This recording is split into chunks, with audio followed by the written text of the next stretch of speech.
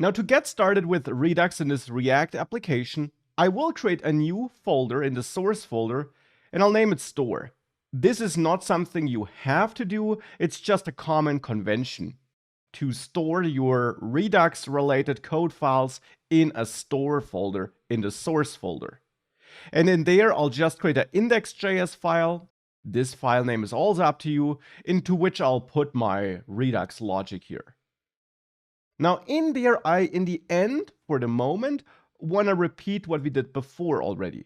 Create a store, create a reducer for the counter, and then not subscribe though. We'll not do that. But we want to create the store, we want to create the reducer.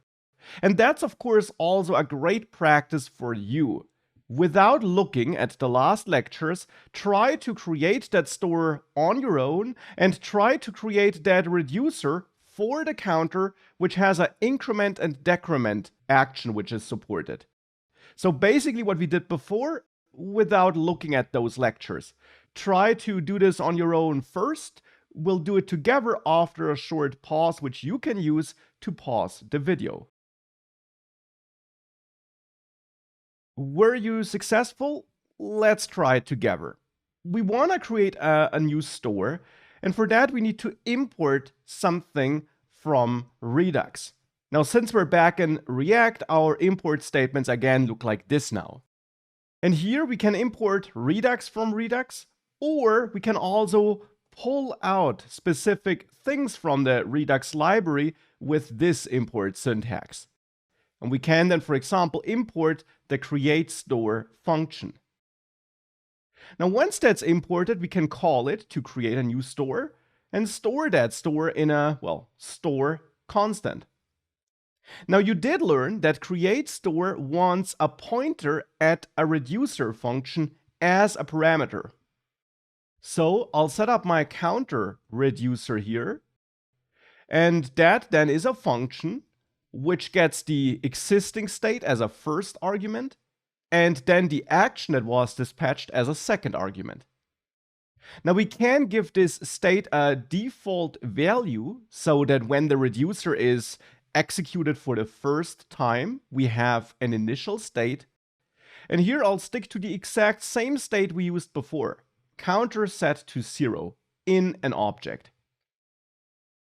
And in the function body of the counter reducer function, we now want to handle different actions, increment and decrement, and then return different state snapshots.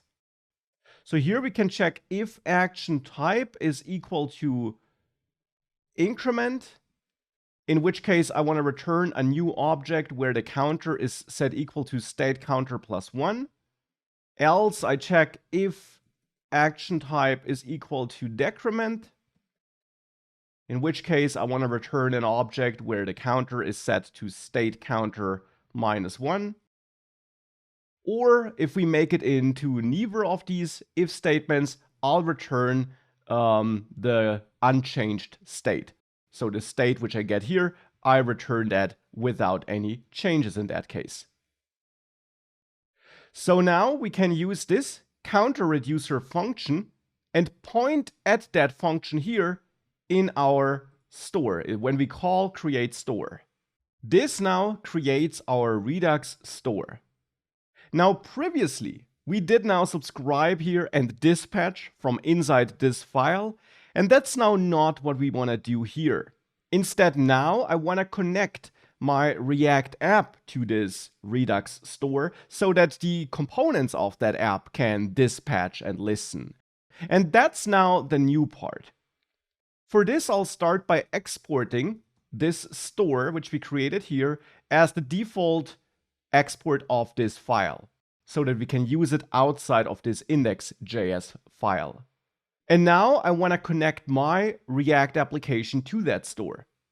For this, we need to provide this store to the React app.